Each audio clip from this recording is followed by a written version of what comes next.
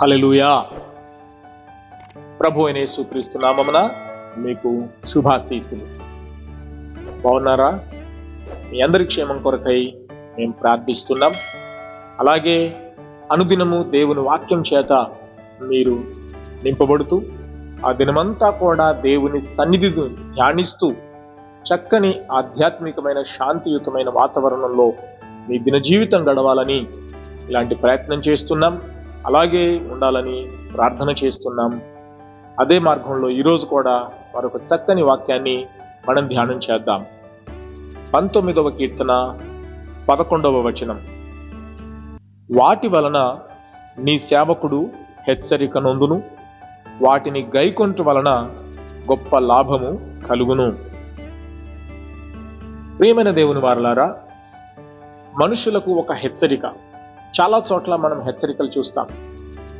Road మీద ప్రమాదకరమైన మలుపు ఉన్నది, హెచ్చరిక అని చెబుతారు.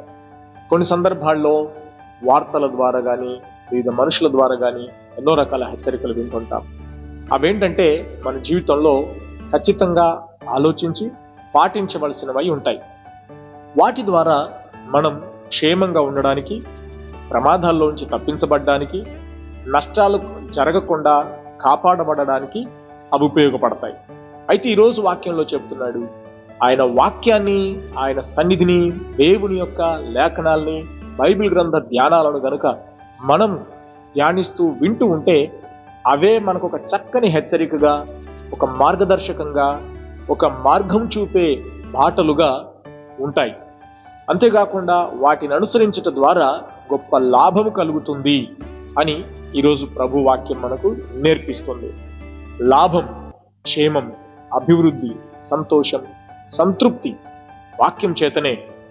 ఒకవేళ మీలో ఎవరైనా ఎక్కడైనా నష్టపోయి ఉన్నారా, నష్టాల పాలయ్యి ఉన్నారా, వ్యాపారంలో కావచ్చు, విద్యాభ్యాసంలో కావచ్చు, వివిధ సందర్భాలలో ఎక్కడైనా మీరు నష్టపోయి ఉన్నట్లయితే ఈరోజు లాభ మార్గంలోనికి ప్రభు నడిపించబోతున్నాడు. అందుకై దేవునికి స్తోత్రం. సంతోషించండి. ప్రభు ఈరోజు ఒక గొప్ప లాభాన్ని మీకు చూపించబోతున్నాడు. మీరేం చేయాలనుకుంటున్నారు ఈరోజు?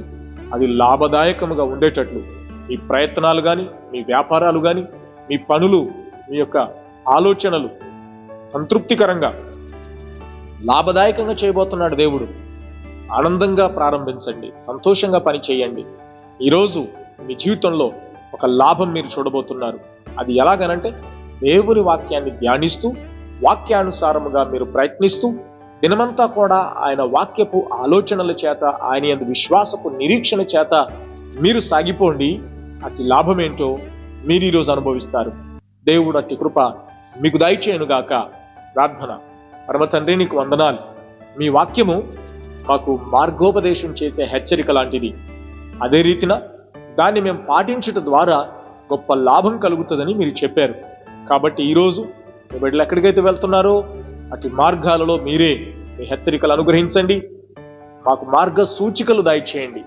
అటువలే వాటిని అనుసరించడం ద్వారా మీ యొక్క ఆలోచన, మీ యొక్క ఉపదేశం, మీ సూచనలు మేము అనుసరించటం వలన లాభదాయకమైనటువంటి జీవితంలో ఉండేటట్లు అనుగ్రహించండి.